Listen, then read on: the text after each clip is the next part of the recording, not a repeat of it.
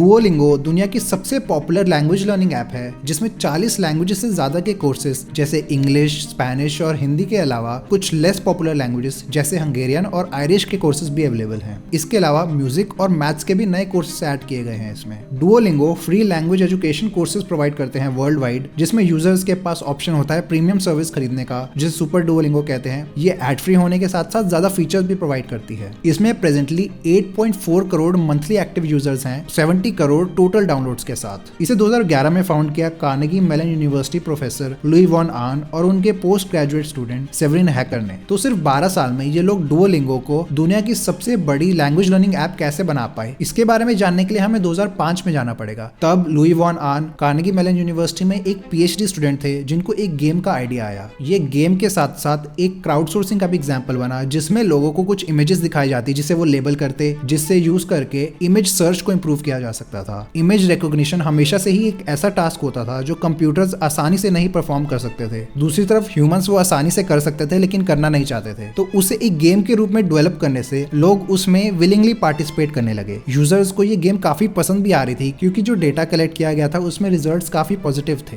Game बनने के कुछ महीनों में ही गूगल ने भी इसे खरीद लिया और इसका नाम एक्स्ट्रा सेंसरी परसेप्शन गेम से चेंज करके गूगल इमेज लेबलर कर दिया गया। 2 साल बाद 2007 में वॉन आन एक प्रोफेसर बन चुके थे और उनके पास एक नया आइडिया आया। उन्होंने रियलाइज किया कि लोग काफी टाइम वेस्ट करते हैं कैप्चास भरने में, तो उसको कुछ पॉजिटिव काम के लिए यूटिलाइज किया जा सकता है, जैसे बुक्स को डिजिटाइज किया जा सकता है। तो कार्नेगी मेलन से ही उन्होंने एक नया प्रोजेक्ट लॉन्च किया रीकैप्चा नाम से, जो एक स्टार्टअप बना। इसका ओरिजिनल पर्पस था इस सर्विस को मास कोलैबोरेशन प्लेटफॉर्म के रूप में डिजाइन करना, जो बुक्स को डिजिटाइज करने में हेल्प करेगा, स्पेशली वो बुक्स जो बहुत ही इलेजिबल हैं, कंप्यूटर्स भी स्कैन नहीं कर सकते। वेरिफिकेशन प्रॉम्प्ट्स में यूजर्स को 2 वर्ड्स दिखाए गए स्कैन डॉक्यूमेंट से, जिसमें एक वर्ड तो कंट्रोल के रूप में इस्तेमाल किया जाता था वेरिफिकेशन के लिए और दूसरा अनसर्टेन वर्ड होता था जो क्राउड सोर्स करके ऐड किया जाता था। रीकैप्चा को ओरिजिनली लुई वॉन आन ने डेवलप किया था मैकआर्थर फेलोशिप की मदद से। 2 साल बाद सितंबर 2009 में गूगल ने इसे भी एक्वायर कर लिया। इस सिस्टम ने हेल्प किया द न्यूयॉर्क टाइम्स के आर्काइव्स को डिजिटाइज करने में। उसके बाद फिर गूगल बुक्स ने भी सेम चीज के लिए इसे इस्तेमाल किया। उसके 2 साल बाद 2011 में वॉन आन अपने तीसरे आइडिया के साथ बाहर आए, डुओलिंगो। इसकी शुरुआत एक सिंपल से क्वेश्चन से हुई थी कि कैसे 10 करोड़ लोग जो हर रोज इंटरनेट का इस्तेमाल करते हैं उनकी हेल्प से वेब को ट्रांसलेट किया जा सके डिफरेंट लैंग्वेजेस में, और वो भी फ्री में। इसमें एक प्रॉब्लम थी कि जो ज्यादातर लोग हैं वो ट्रूली बाइलिंगुअल नहीं है और जो है वो ट्रांसलेट फ्री में नहीं करेंगे। तो अपने PhD स्टूडेंट सेवरिन हैकर के साथ मिलकर वॉन आन ने अपनी स्ट्रैटेजी थोड़ी चेंज की, जिसमें लोगों को एक लर्निंग एक्सपीरियंस की तरह प्रोवाइड किया गया, ना कि कुछ ऐसा जो एक अनपेड वर्क की तरह लगे। डुओलिंगो वही चीज करता है। तो इसका सोल्यूशन था लैंग्वेज ट्रांसलेशन को कुछ ऐसी चीज में कन्वर्ट कर देना जो करोड़ों लोग खुद करना चाहें और जिससे लैंग्वेज लिटरेसी भी बढ़े। ये एस्टिमेट किया जाता है कि 100 करोड़ से ज्यादा लोग एक नई लैंग्वेज सीख रहे हैं। तो अगर डुओलिंगो आकर इसमें से कुछ स्मॉल % लोगों की हेल्प कर सकता है और साथ में इंटरनेट को भी ट्रांसलेट कर सकता है, तो उससे बेहतर कुछ नहीं होगा। कार,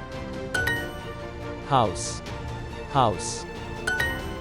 इसकी अर्ली टेस्टिंग में डुओलिंगो टीम ने देखा कि ये चीज एक्चुअली काम कर रही थी। कई लोगों को ये फॉरेन लैंग्वेज सिखाने में कामयाब रही और जो ट्रांसलेशंस उनको मिली रिटर्न में वो उतनी ही एक्यूरेट थी जो एक प्रोफेशनल लैंग्वेज ट्रांसलेटर कर सकता है। इसकी एक मोटिवेशन वॉन आन की खुद की अपब्रिंगिंग में थी ग्वाटेमाला में, जहां उन्होंने देखा कि लोगों के लिए इंग्लिश सीखना कितना एक्सपेंसिव होता है और उनके स्विस बॉर्न को फाउंडर हैकर बिलीव करते थे फ्री एजुकेशन में और उसे ज्यादा से ज्यादा लोगों के लिए एक्सेसिबल बनाना चाहते हैं। इसलिए उन दोनों ने बिगिनिंग में डुओलिंगो को एक नॉन प्रॉफिट ऑर्गेनाइजेशन बनाने का सोचा, जिसकी पहली फंडिंग मैकआर्थर फेलोशिप और नेशनल साइंस फाउंडेशन ग्रांट से आई थी। मगर उन्होंने बहुत जल्दी रियलाइज कर लिया कि नॉन प्रॉफिट बनाकर इसकी रीच इतनी नहीं बढ़ पाएगी जितना वो चाहते थे। इसलिए उन्होंने इसे as a private company register करवा लिया और अक्टूबर 2011 में पहली फंडिंग रेज की $3.3 मिलियन की। उन्होंने फिर प्राइवेट बीटा लॉन्च किया टेस्टिंग के लिए, जिसमें उनकी वेटिंग लिस्ट 5 लाख लोगों से भी ज्यादा की हो गई थी, इससे पहले कि वो उसे जनरल पब्लिक के लिए लॉन्च कर पाते जून 2012 में। लॉन्च की सक्सेस को देखते हुए उन्होंने $15 मिलियन और रेज किए और नई एप्स बनाई आईफोन और एंड्रॉइड के लिए। सिर्फ 1 साल के अंदर 50 लाख यूजर्स ने उन्हें ज्वाइन किया और उसी साल बज़फीड और CNN ने भी डुओलिंगो को पे करना शुरू किया अपने कई आर्टिकल्स को स्पेनिश और दूसरी लैंग्वेजेस में ट्रांसलेट करने के लिए। यूजर्स तब 600 आर्टिकल्स एक दिन में ट्रांसलेट कर पा रहे थे। इसकी सक्सेस देखते हुए 4 नए फंडिंग राउंड्स में डुओलिंगो ने लगभग $140 मिलियन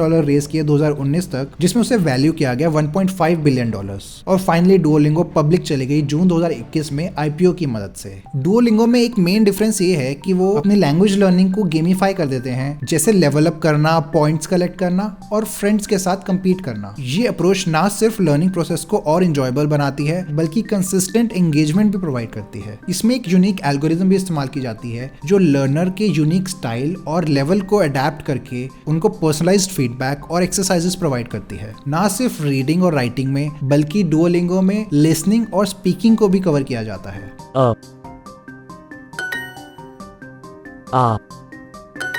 डुओलिंगो पॉडकास्ट प्रोवाइड करती है इंटरमीडिएट लेवल पर, जिसमें स्टोरीज यूजुअली नेटिव स्पीकर्स बोलते हैं जो लैंग्वेज सिखा रहे हैं। डुओलिंगो में पहले यूजर्स को एक ट्री की तरह स्किल्स सिखाई जाती थी, जिसमें पहले कंप्लीट की गई एक्सरसाइजेस से वो आगे प्रोग्रेस कर सकते थे। मगर नवंबर 2022 से एआई असिस्टेड पाथ इस्तेमाल किया जाता है इसमें, जहां यूजर के हिसाब से उनकी लर्निंग स्ट्रीमलाइन की जाती है। डुओलिंगो पर यूजर्स अपने फ्रेंड्स के साथ भी कम्पीट कर सकते हैं और ये भी देख सकते हैं कि वर्ल्ड में किसी रैंडम ग्रुप में से उनकी प्रोग्रेस कहाँ स्टैंड करती है। रैंकिंग्स जो है वो एक्सपीरियंस पॉइंट से अर्न की जा सकती हैं और बैजेस अचीवमेंट को दिखाते हैं कुछ स्पेसिफिक टास्क या फिर चैलेंजेस कंप्लीट करके। डुओलिंगो अपनी ज्यादातर ऑफरिंग फ्री इसलिए रख सकती है क्योंकि उनकी जो क्राउड सोर्स्ड ट्रांसलेशंस हैं, या तो वो किसी कंपनी को उसे बेच सकती है या फिर उससे नए कोर्स मटेरियल्स बना सकती है नई लैंग्वेजेस के लिए। इससे वो कम एक्सपेंडिचर करके नई लैंग्वेजेस इंट्रोड्यूस कर सकते हैं और अपने कोर्सेज को अप टू डेट रख सकते हैं। इसके ज्यादातर फीचर्स तो फ्री हैं, लेकिन इसमें रेगुलर एड्स आती हैं या तो वेब ब्राउजर और एप्स में, जिसे रिमूव करने के लिए या तो सब्सक्रिप्शन फी पे करनी पड़ती है या फिर रेफरल लिंक को प्रमोट करना पड़ता है। इस प्रोग्राम का नाम है सुपर डुओलिंगो, जिसमें कुछ और बेनिफिट्स जैसे unlimited retries, level skipping, no ads और प्रोग्रेस क्विजेस भी शामिल हैं। इसके अलावा उन्होंने डुओलिंगो इंग्लिश टेस्ट, एक ऑनलाइन सर्टिफिकेशन प्रोग्राम भी लॉन्च किया है। कुछ स्टडीज भी की गई हैं इसके ऊपर, जिन्होंने पाया है कि डुओलिंगो एक इफेक्टिव तरीका है लैंग्वेज लर्न करने के लिए और अपनी वोकैबुलरी बढ़ाने के लिए।